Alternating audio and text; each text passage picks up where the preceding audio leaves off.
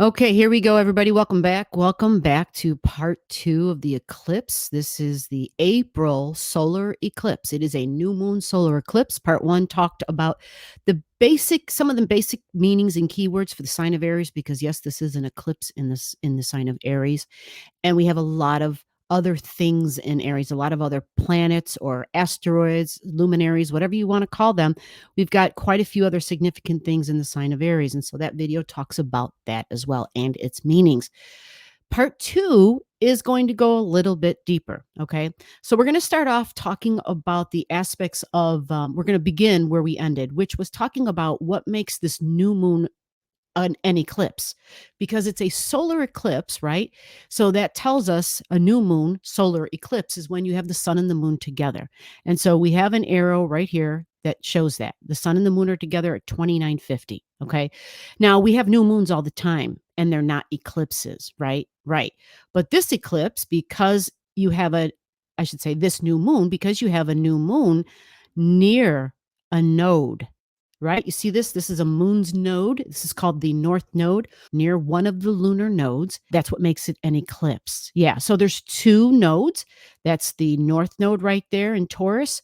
And then we have the other one down here in Scorpio. And yes, they're exactly at opposite ends of each other. That is perfectly normal.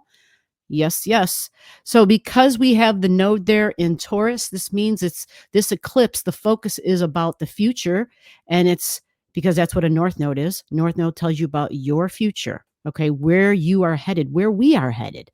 And it's our values, the values of our money, the future of our values. Now, diving a little deeper into this eclipse, we're looking at Mercury. It's also in Taurus at 1548, which is 16 degrees.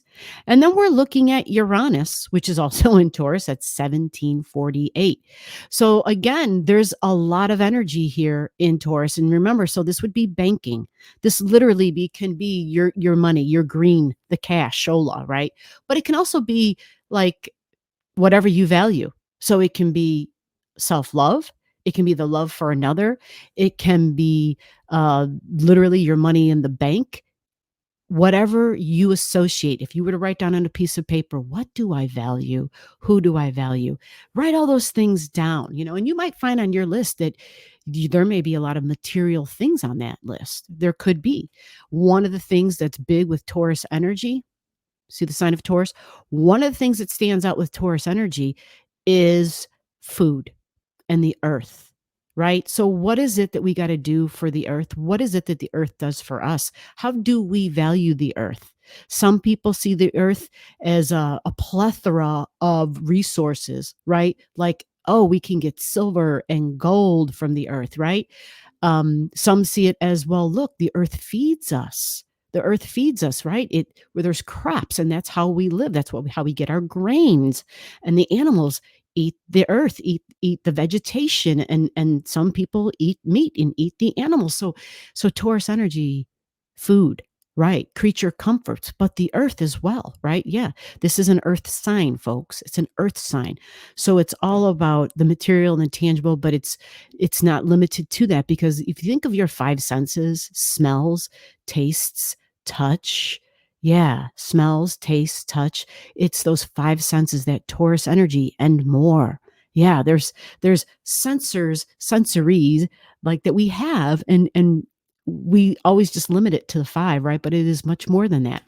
There is that's a video for another time, but think about how Uranus is asking us, is challenging us to change what we value, to question what we value. And honestly, Uranus challenges what we value truly, because it wants to break up what we traditionally have valued.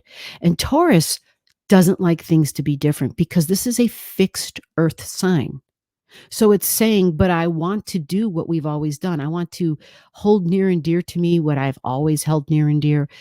But having Uranus there is saying you need to change who and what you value. Right. So Mercury there being conjunct Uranus means news. Mercury is news. This is like supposed to be like that, the scribe energy, somebody just keeping track of what's going on and like reporting on it, right? That's Mercury energy, and keeping track of the details. and then sharing it and talking about it. Okay. And so there could be surprising news because you've got surprises, right? That's Uranus, surprises and shocks, and Mercury telling us about it. And we'll be hearing about it. And if it's in Taurus, well, this could be a lot of things, right?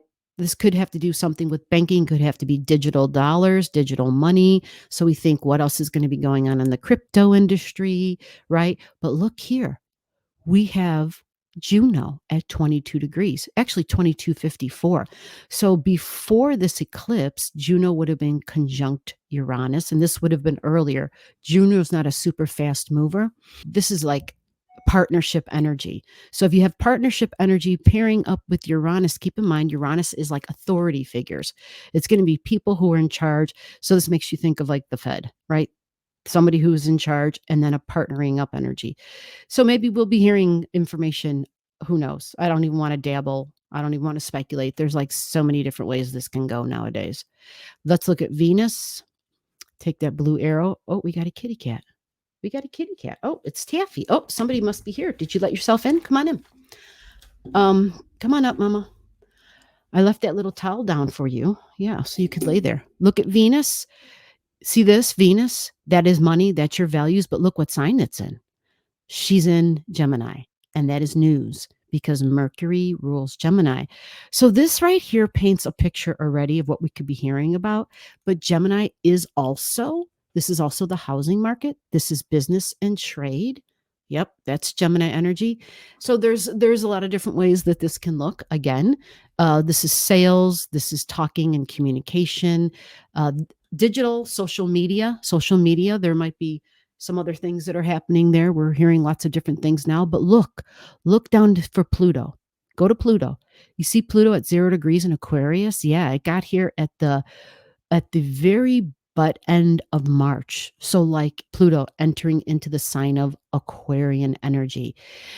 Now, I am going to say that this Venus would have been trining this Venus, right? You go back 10 days into April, the first week of April, Venus would have been trining Pluto. So that's power and money. Power because it's Pluto, and it's digital because it's Aquarius. It's also science, it's inventions, right? And they would have been trining Venus. So there would likely be something that we will be hearing about all during that time. But let's go and talk about the degrees of the eclipse. 29 degrees. We're going to draw this line here, 29 degrees. So this is cardinal energy. It's Aries, so it's cardinal. So cardinal energy can be tricky because normally when there's cardinal energy involved, we feel as though we have to take action. Cardinal energy represents the beginning steps of something. Yeah, it's the baby stage. It's step number 1. Remember how we talked about Aries? And then the next cardinal sign is Cancer energy.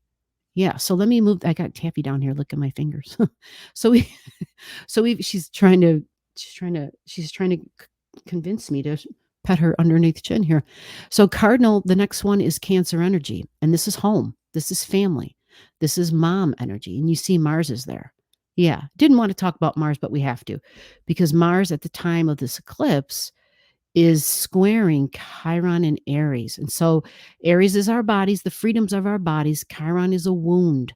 It's a wound, something we were hurt over something, an injury to our body, right? Cardinal energy, we have to take action with something. Mars, remember?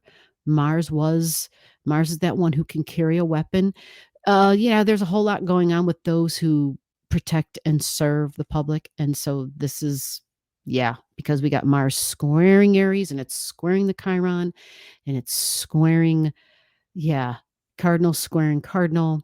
Maybe we'll be hearing, who knows, whether there's legislation or maybe has something to do with maybe new gun laws. There's a lot of different ways this can look. It could be people who legally carry weapons, whether that's people in law enforcement. There's a lot of different ways this can go as well. We also have the degree itself that we're going to talk about. Okay. And so the degree itself is 2950. I'm actually going to go over that in the next video, because remember, I want to make this a little bit smaller so we can digest this. But just keep in mind that when you have a new moon, it's a new beginning and have to do with Aries energy. Aries is my body and the freedom of my body, the actions that I take with my body, me being free to take what actions I like to take when I want to take them with my body. That's Aryan energy.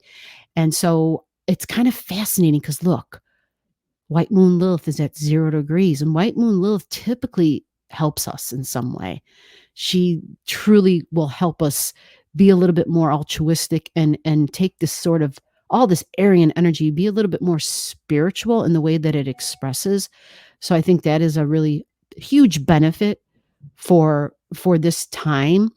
But remember the North Node now, all right? It's about the future, the values of our future, the future of our values, and then Vesta also in Taurus. So it's a big highlight on who and what you value in your life and things changing. And they're going to have a lot to do with yourself and your own body, right? Whether it's your body autonomy, the freedoms of your actions, the freedoms to do what you want when you want to do them. The sun and the moon together, it's a new beginning, and it's at that 2950 critical degree. And that's April 19th, 2023. And I will see you guys in part 3. Below the video, I'll have all the degrees for those of you who like to pay attention to the degrees in your chart. Again, if you don't know and you want to know, just comment below.